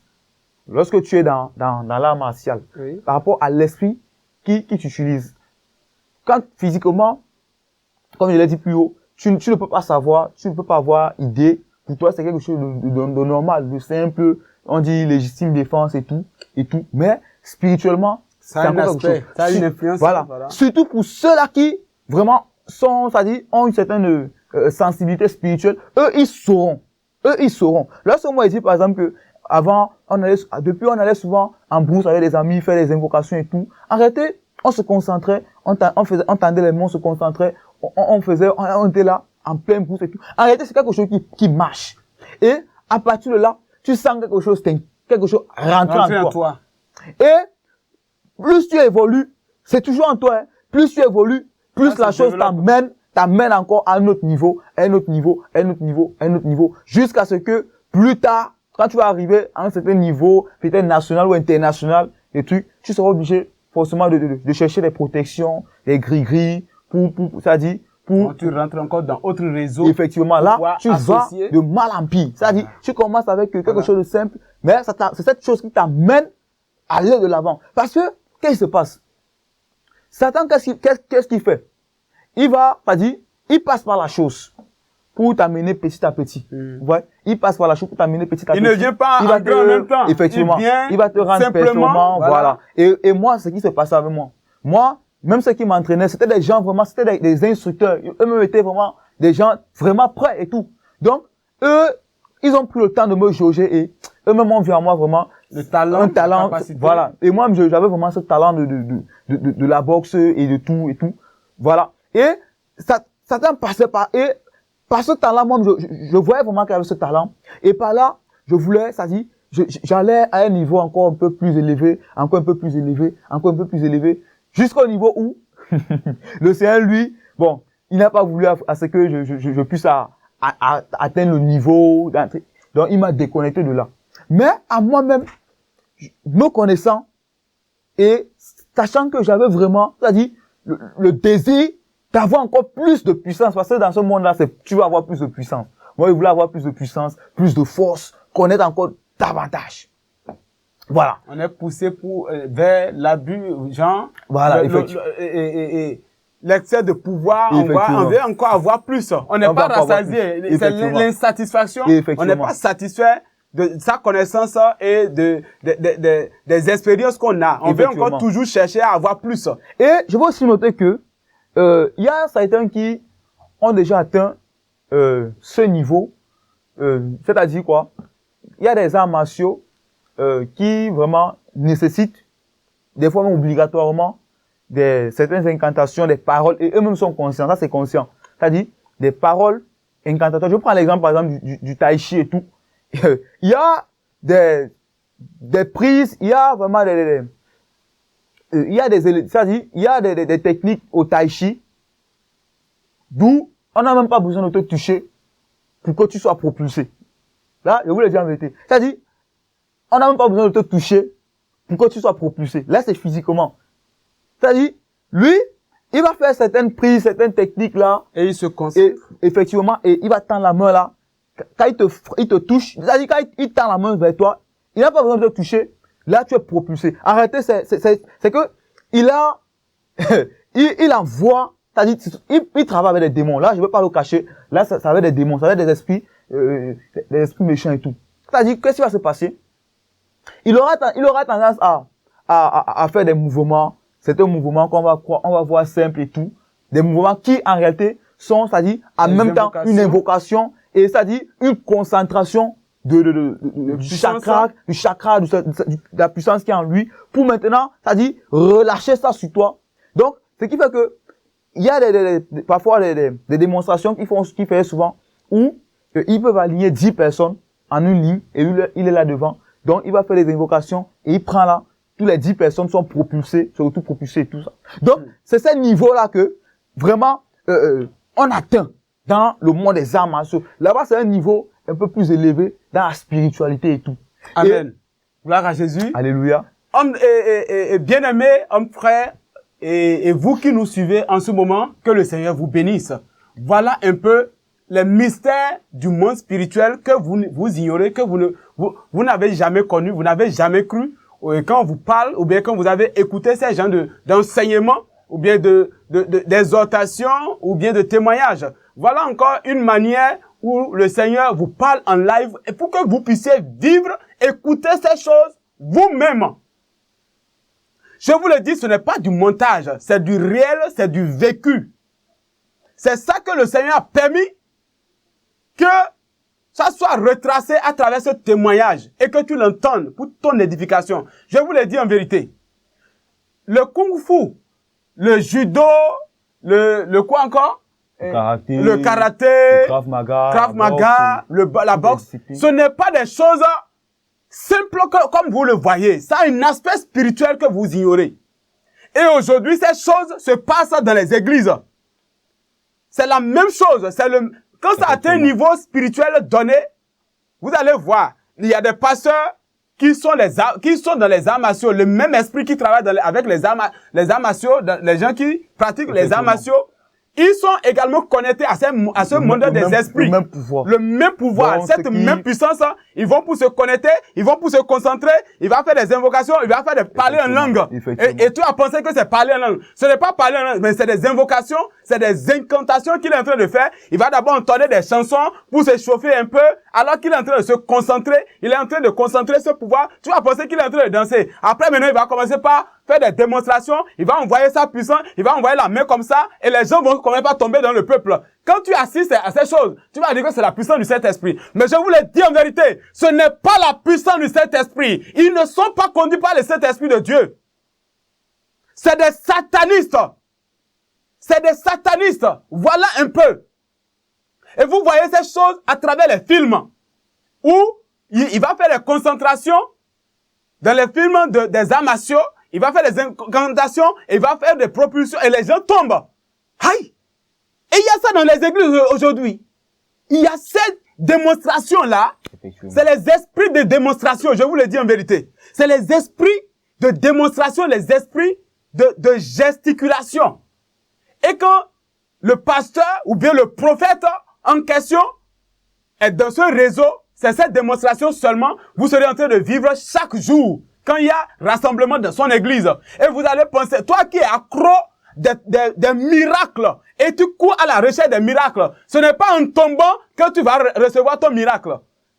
Tu as besoin de délivrance. Et la délivrance, ce n'est pas en tombant de gauche à droite. Ce n'est pas en faisant mouvement sur toi. On va enlever veste pour taper les gens et vous allez tomber en désordre, en cascade. C'est là pour qu'il est puissant. Tu ne sais pas que c'est avec le monde des esprits, le monde spirituel. Il est connecté au monde des esprits de gesticulation. Et il va faire des délivrances, il va faire le mouvement, il va tourner comme ça et la personne est en train de suivre le mouvement. C'est l'esprit. C'est le même esprit qui anime Kung Fu, le même esprit de judo, de tai chi, c'est le même esprit. Si tu es dans ces églises, sors de là le plus tôt possible, mon frère. Ton âme est en danger. Il est déjà en connexion avec ton âme. Ton âme est en danger. Sors de là le plus tôt possible. C'est un pasteur sorcier. C'est un prophète sorcier qui travaille avec l'esprit de judo, de tai chi, de kung fu. Le monde, le haut niveau de la spiritualité. C'est un sataniste vrai. Je vous le dis. Ce n'est pas du hasard. Si vous voyez ces choses à la télé, si vous voyez ces choses dans les films, ce n'est pas du hasard. C'est de la réalité. C'est de la vérité. Et ça se passe aujourd'hui, dans les derniers temps, dans les églises, pour influencer, pour attirer le maximum d'âmes. Puisque le monde d'aujourd'hui ne veut pas la vérité, il ne veut pas écouter la saine doctrine, il ne veut pas la parole qui libère. Je vous le dis, la parole de Dieu déclare. Dans Jean 8, le verset 32, vous connaîtrez la vérité et la vérité vous affranchira. Mais le monde aujourd'hui, réel la vérité, méprise la vérité. Mais on préfère les miracles, on préfère courir derrière les miracles, les prophètes miraculeux, les prophètes de démonstration. C'est ça que tu recherches. Si tu es accro de ça, tu vas tomber dans les rayons, dans les filets de ces prophètes, de ces pasteurs, de ces faux pasteurs qui sont dans les alliances sataniques, qui vont t'impressionner. La parole de Dieu nous a averti qu'il y aura de faux prophètes dans les derniers moments qui vont séduire dans la mesure du possible même les élus, qui feront de grands miracles, de grands prodiges. Va lire dans Matthieu 24, tu vas voir. Bien-aimés, vous devez quitter ces choses le plus tôt possible. Nous n'exagérons pas.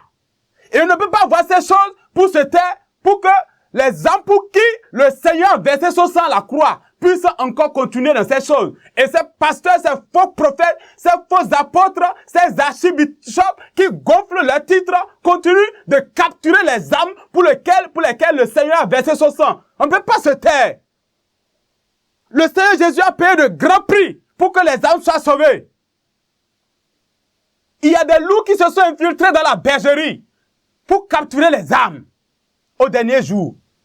Et c'est ça que nous vivons. Et ils vont aller prendre les pouvoirs de gesticulation, de mouvement des esprits et ils vont faire des invocations pour faire déplacer les hommes, pour faire tomber la masse dans l'église.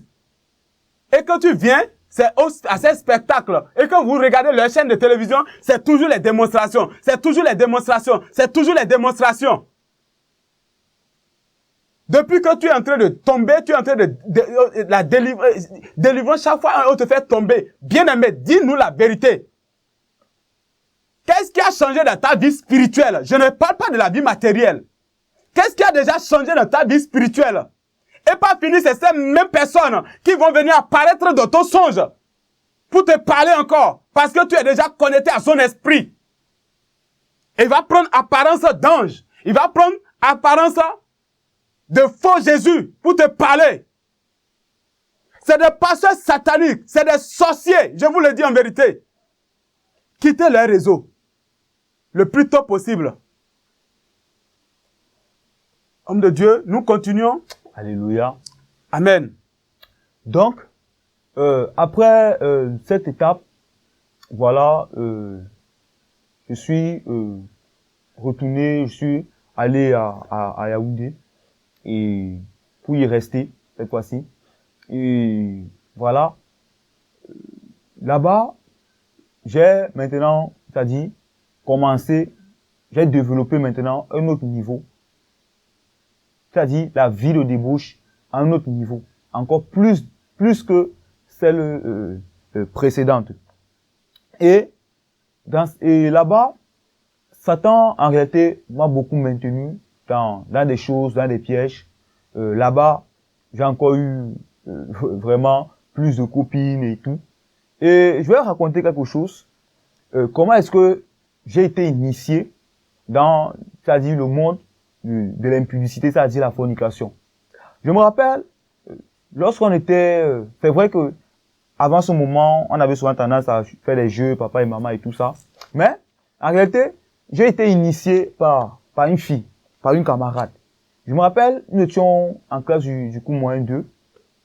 J'étais encore un jeune, j'étais encore un enfant, vraiment naïf, qui ne savait encore rien de tout ça. Et je me rappelle un jour, étant à l'école, comme on avait souvent, à côté de l'école, on avait souvent l'habitude d'aller boire, lors des pauses de l'eau, chez un camarade et tout, on allait souvent de temps en temps. Je me rappelle, j'étais donc allé là-bas, chez ce camarade-là pour un peu boire de l'eau et tout. Et par la suite, je me suis dirigé vers les toilettes. Voilà. Mais, ne sachant non pas qu'il y avait une personne aux toilettes, je suis entré et j'ai trouvé ma camarade. Elle était là. Et lorsqu'elle est donc vue, moi, du coup, je me suis, c'est-à-dire, rapidement retourné pour sortir. Mais, lorsqu'elle veut sortir, elle m'appelle. Elle me dit non, non, viens, attends, non, viens. Et j'étais vraiment traumatisé et tout. J'ai dit non, je vais partir. Et par la suite, je suis rentré en salle. Et un autre jour, nous étions encore allés ensemble parce qu'après ça, on avait souvent l'habitude de souvent aller boire de l'eau là-bas et tout. Un autre jour, nous étions allés, je crois, ensemble, je me rappelle, c'est encore une bonne mémoire. Bref, quelque chose s'est passé, on s'est encore retrouvé, on s'est retrouvé à la douche. Moi, je sais plus vraiment. Toujours à l'école? Oui, toujours à l'école là-bas, ça devient... à la maison et tout. Une répétition. Voilà. On s'est trouvé là-bas, aux toilettes et tout. Et dans là-bas, moi j'étais là, je regardais, moi je connaissais encore rien de tout ça et tout. Et elle, me voyant donc, elle s'est accrochée à moi, commençait à me toucher, m'embrasser et tout. Et elle me poussait, c'est-à-dire à coucher avec elle. C'est-à-dire, elle me poussait à retirer, c'est-à-dire ses vêtements et tout, et à coucher avec elle. Mais moi, comme moi, j'étais encore un enfant et tout, ça me traumatisait. J'ai donc tout abandonné. Je me suis levé, je suis parti. Et là, j'avais peur. J'étais traumatisé. Et à partir de là, ça a commencé à me déranger, c'est-à-dire à entrer en moi et tout. Et ce qui fait que, un autre jour encore, j'étais là assis en salle. Elle est venue derrière moi, à mon oreille. Elle me dit, on peut boire de l'eau. Donc, j'avais déjà compris en réalité le système. Donc, il y a toujours c'est devenu un réseau, et tout, voilà, un réseau de boire de l'eau. Et tout ça se passait en cachette, personne ne savait. Personne de la salle ne savait. Et lorsqu'elle m'a dit ça là, j'ai vraiment complètement refusé. J'ai complètement refusé. C'est bien après ça que j'ai vraiment été, c'était une fille musulmane, et c'est bien après ça que j'ai vraiment été vraiment initié dans ça. Pourquoi? Parce que plus tard, la même fille en réalité, on s'était recroisé, elle était venue là où je vivais, au camp là-bas et tout. Et c'est tombé que elle sortait avec l'un de mes aînés, l'un de mes grands frères qui était en réalité militaire, homme en tenue et tout ça. Et moi, à la voir, j'étais étonné, mais dit, mais qu'est-ce que tu fais là? En fait, pas les regards. Moi, je connaissais et en fait, nous on se connaissait, mais lui ne savait pas. Et cependant, elle a toujours, ça dit, gardé vraiment ce qui s'est passé dans le passé et tout, parce que ça c'était des années un peu plus tard. Elle a toujours gardé ça en elle et tout. Et à ce moment-là, j'avais déjà développé, c'est-à-dire une certaine maturité dans le mauvais sens en fait. Donc dans ce domaine-là. Si pour la précision, genre en ce moment que tout cela se passait, c'était dans l'enfance. Effectivement. Et vous aviez eu ces petits contacts dans l'enfance. Dans l'enfance, Et effectivement. quand tu as grandi maintenant, Et tu plus étais tard, bon. des années encore plus Voilà, tard, tu on étais- s'est encore revus. Voilà, plongé Ah, dans l'impudicité. Maintenant, tu étais maintenant à ce niveau-là. Et c'est en ce moment C'était que- même bien avant même que je commence, c'est-à-dire la vie même de l'impudicité à outrance. Ok. Donc c'était comme à 2 reprises. D'accord. Donc c'est pour dire, lorsqu'on s'est encore repris, qu'est-ce qui s'est passé? Nous, elle et moi, c'est-à-dire, on faisait des choses, c'est-à-dire, derrière le dos de mon frère en question. Moi, mon frère là, lui se disait que je la connais pas. Il disait, mais, mon frère, mais, c'est encore qui que tu as encore allé prendre comme ça et tout. Il me dit, non, laisse et tout. Et, en réalité, qu'est-ce qui se passait? Elle était là, elle vivait là à la maison. Elle avait fui de chez ses parents et tout. Donc, elle vivait là en cachette pendant un moment. Elle vivait là en cachette et tout. Et lui, parfois, quand il allait au travail, il revenait et tout. Je me rappelle alors une fois, moi je lavais mes vêtements, je crois bien. Je me rappelle une fois où Emma, ça dit, on avait tissé un plan, elle et moi. Parce que moi, en ce moment-là, j'avais vraiment une certaine connaissance sur beaucoup de choses. On avait tissé un plan, elle et moi. Et le plan était d'abord de faire partir mon frère en question pour commettre maintenant l'impudicité. Qu'est-ce qui s'est passé? Elle a joué le jeu, elle veut boire le jus et tout. D'accord. Lui, il est parti en ville acheter le jus. Et là, voilà, on est alors tombé dans l'impudicité et tout.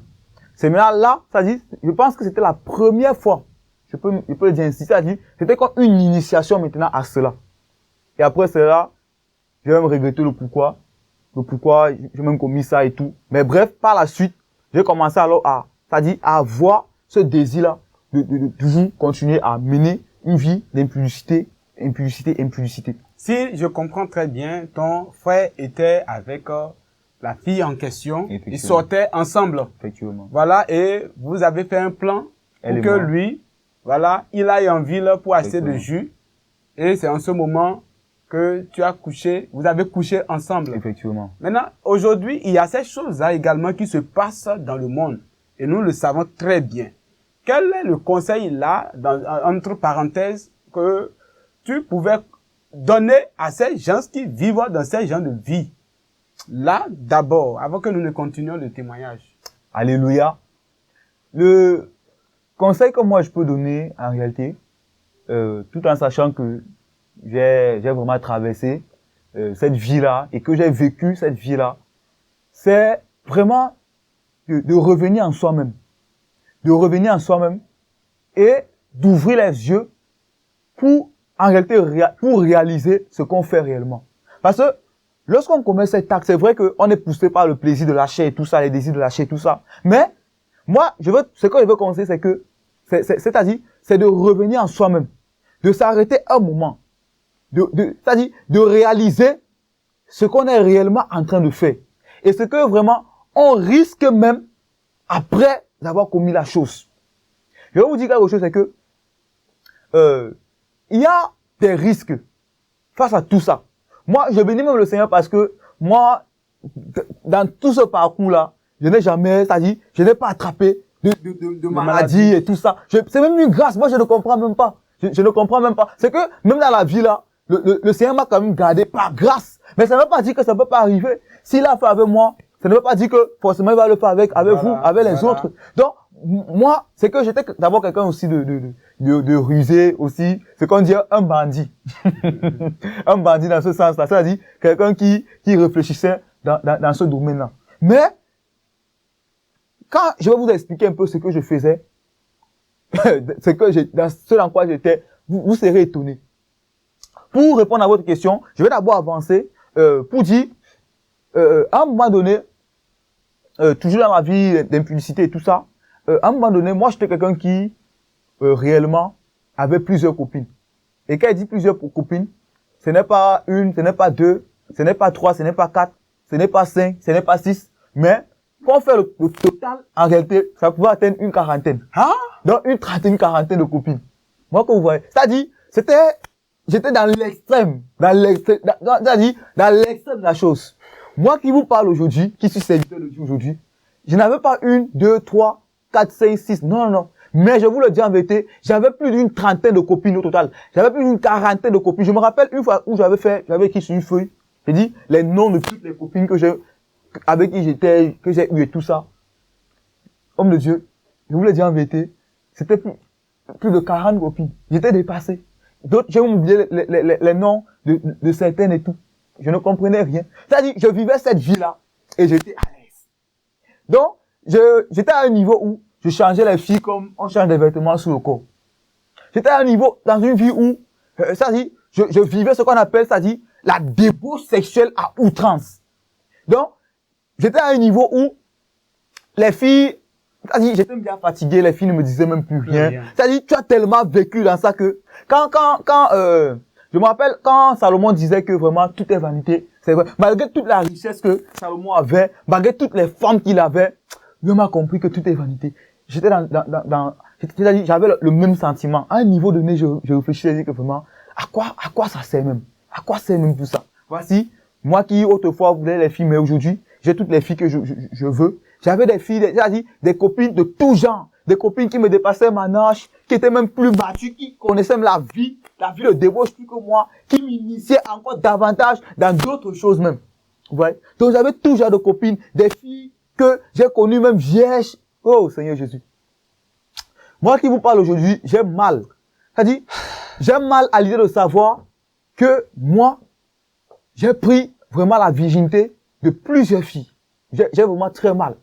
C'est-à-dire, bien que j'étais conscient moi-même que non, cet acte-là, prendre la virginité, c'est quelque chose de sacré. Quelque chose de sacré. Mais, parce que moi, c'est-à-dire, pas par ce désir de commettre davantage le mal, je me suis, c'est-à-dire, engagé, j'ai foncé dans ça. J'ai pris la virginité pas d'une seule fille, pas de deux. J'ai connu des filles étant très jeunes. Et je les ai entraînées, je les ai initiées également dans ce monde-là. Aujourd'hui, il y a certains d'autres me dépassent même déjà. Or, c'est moi qui les ai initiés dans ça, qui les ai initiés dans le monde d'impudicité et tout ça. Je les ai connues, elles ne connaissaient rien. Je vous le dis en vérité, elles ne connaissaient rien. J'ai pris la virginité de plus de 6 filles, elles étaient nombreuses. Donc, ça dit, je menais une vie de fornication où je pouvais peut-être coucher avec des filles, ça dit, tous les jours, pendant tous les jours du mois, je vous le dis en vérité, ça dit, on ne peut pas comprendre. Ça dit, c'était une possession démoniaque à un niveau très élevé. Donc, c'était une obsession à un niveau très élevé. Vous voyez? Mais je sais qu'aujourd'hui, plusieurs sont dans cette vie-là. Il y a encore plusieurs qui se retrouvent dans cette vie-là. Moi, j'étais quelqu'un qui, même mes amis au quartier étaient très étonnés de moi. C'est-à-dire, j'étais quelqu'un de très à part. J'étais quelqu'un qui, comme on dit, qui tue en riant. Donc, j'étais quelqu'un de calme, naturellement, de calme, posé, toujours dans mon coin. Et c'est ça qui attirait même plus de personnes vers moi. Parce que les gens voulaient davantage me connaître. Mais quel est cet homme mystérieux qu'on ne connaît jamais? C'est-à-dire, les amis que j'avais au quartier, les gangs, tout ça là, eux, ils cherchaient à me connaître. Moi, j'étais quelqu'un qui ne provoquait pas. Qui ne faisait rien de tout. Mais, quand il s'agit de copines, j'avais. Comment est-ce que je parvenais à les avoir? J'avais des petits frères. J'avais un petit frère avec qui je vivais en ce temps. Et lui, c'est quelqu'un qui était vraiment très connu dans son établissement scolaire, au lycée. Et quelqu'un de populaire. Lui faisait dans la musique du rap. Et voilà. Et comme il était populaire, lui, il avait donc la connaissance des filles, tout ça. Et on savait que moi, j'étais son grand frère. Moi, je me rappelle, j'étais à l'université, déjà, je crois, au niveau 1, 2. Je crois, niveau 1, 2, pratiquement. Et lui, il avait souvent tendance à me garder les copines, ses camarades et tout. Il m'apportait des filles et tout. Et moi-même aussi, il y avait des filles que moi, je développais comme ça. Des filles que je connaissais même sur les réseaux. On se voyait et tout. Et voilà. Ce qui fait que moi, j'avais de jour en jour des copines, de jour en jour des copines, des jours en jour des copines. Et jusqu'à avoir même, ça dit, j'avais atteint un niveau où je pouvais même prendre la virginité d'une fille que je rencontre pour la première fois. Vous savez comment la virginité est sacrée? C'est-à-dire, pour une fille rencontrée, moi, je ne faisais pas de ce qu'on dit les charmes ou quoi que ce soit. Mais naturellement, je ne comprenais pas. Et j'étais arrivé à un niveau où moi, j'entraînais, je donnais même des conseils à mes amis. Que non, mon frère, en réalité, si tu veux réussir à prendre la virginité d'une fille, fais comme ça. Je donnais des conseils. J'étais comme un coach. Ouais, comme mon coach. Donc, voici un peu, c'est-à-dire, la vie, un extrait de ce dans quoi j'étais, de ce que je faisais en réalité, en ce qui concerne la vie d'impudicité, la vie de débauche en réalité. Donc, après cela, et je veux aussi rappeler que, c'est vrai que, je vais d'abord inviter ceux qui sont dans cette vie-là de faire très attention. Pourquoi? Parce que on ne connaît vraiment pas l'état spirituel de tout le monde. Et moi, je ne connaissais pas l'état spirituel de toutes ces copines. Et moi, je sais, ce qui est là, c'est que je suis certain que parmi toutes ces copines-là que j'avais auparavant, je suis certain qu'il y avait certaines qui, même si on ne me le dit pas, il y avait certaines qui réellement étaient soit des agents des ténèbres, soit des sorcières, ou même des démons en chair, qui sait. Et j'avais remarqué des signes que j'ai compris plus tard chez certaines d'entre elles. Lorsqu'on était encore ensemble, c'est plus tard que j'ai compris avec le temps et tout. Vous allez remarquer ce genre de fille qui, pour elle là, ce n'est que le sexe, coucher avec toi, tout. Elle vient tous les jours. C'est-à-dire, elle ne vient que pour ça. Tous les jours, elle ne vient que pour ça. Tous les jours, c'est ce qui veut dire. Elle n'est pas fatiguée, elle n'est pas fatiguée. Ce n'est que ça qu'elle veut avec toi. Voilà. À un niveau donné, il faudra réellement réfléchir. Parce que, vous savez, les sirènes des eaux, je vais vous parler d'elles quand je vais évoluer dans le témoignage parce que il y a aussi une expérience en ça. C'est-à-dire les démons en chair, les sirènes des eaux, c'est-à-dire des agents des ténèbres, des sorciers et tout. Qu'est-ce qu'elles font? Lorsqu'elles te connaissent, et lorsqu'elles connaissent ton étoile, elles connaissent qui tu es et tout, elles savent, en réalité, elles savent ce qu'elles font. Elles savent ce qu'elles font. Elles auront tendance à coucher avec toi pour prendre ta semence et tout ça, pour aller soit vendre, ou soit, c'est-à-dire, commettre des choses mauvaises avec. C'est-à-dire des choses, des rituels et tout avec. Vous voyez? Ce qui veut dire quoi? Chez certains parmi elles, il y avait vraiment celle-là qui était comme ça. C'est-à-dire, elle, c'était que ça. Quand elle vient à la maison, quand elle m'écrit, par exemple, que je viens, moi, dans ma tête, je sais déjà que c'est ça, je me prépare. C'était arrivé au point où moi, je fuyais même. C'est-à-dire, je ne voulais même plus. Je fuyais. Mais ça, c'est quelle histoire, ça? Moi, je n'ai jamais vu ça. C'est-à-dire, elle ne vient que pour ça. Donc, j'ai eu toutes ces catégories-là. C'est-à-dire, en ce qui concerne les filles, tout ça, j'ai eu toutes ces catégories-là. C'est-à-dire, j'ai traversé l'étape là jusqu'à être fatigué de cette vie-là. J'étais fatigué à un niveau d'avoir des copines, à un niveau où je voulais rester seul. C'est-à-dire, à un moment donné, j'étais un peu traumatisé à moi-même que non, à quoi ça sert même? Je voulais rester seul à un moment. Je voulais seulement rester avec des amis. Et bien entendu, on avait souvent aussi tendance à faire des partous, voilà. Mais, c'est-à-dire, mon petit frère qui était au lycée venait avec ses camarades, beaucoup plus des filles, voilà. Il venait à la maison et tout. Et voilà, avec le whisky. Et voilà. On avait souvent tendance à aller dans ma chambre et tout. On était nombreux. Filles, garçons. On faisait la fête entre nous là et tout. Moi, j'étais là toujours posé, cool, simple. Et on buvait le whisky, on se saoulait, les filles, tout ça. Et là, mon petit me dit que bon, frérot, tu peux faire le choix de qui tu veux. Il te classe là maintenant et tout. Fais le choix de la fille que tu veux et tout. Et du coup, c'était ce qui se passait. On était là, le partout, on faisait des bêtises, couchait, donc, des choses vraiment, oh Seigneur Jésus-Christ. Des choses vraiment, des bêtises en réalité. Et on avait l'habitude de le faire. On avait l'habitude de vraiment le faire. Et nous, on appelait souvent ça, le mode cinéma. Mode cinéma, c'est-à-dire, comme ça se passe dans les cinémas, tu éteins l'ampoule, vous restez dans le noir et tout. On éteint tout, c'est le film qui se passe maintenant. Voilà. Donc, on avait souvent l'habitude, mes amis venaient, et chacun avait sa copine là. Des fois même on couchait ensemble, tout ça. Donc, du partout en réalité. On se saoulait, on buvait du whisky et tout. Et voilà, c'est dans cette vie-là, dans cette vie-là, voilà, que j'ai vraiment vécu, dans ce milieu-là, que j'ai vraiment vécu pendant un grand moment encore, pendant un bon moment encore. Donc, après ça, voilà, Satan également m'a fait connaître le monde de l'alcool. J'ai connu le monde de l'alcoolisme. Et lorsque j'ai connu ce qu'on appelle l'alcool, j'ai vraiment aimé. Pourquoi? Parce que en réalité, l'alcool changeait en moi, c'est-à-dire ça changeait ma nature. Et ce que je n'étais pas capable de faire, je pouvais le faire. C'est-à-dire, naturellement, j'étais quelqu'un de simple. Et c'est d'ailleurs ça qui attirait même beaucoup plus. C'est-à-dire, c'est même à cause de ma manière d'être que les filles, mes copines aimaient rester avec moi. Et c'était un niveau où, pour qu'on puisse se séparer, c'était les problèmes.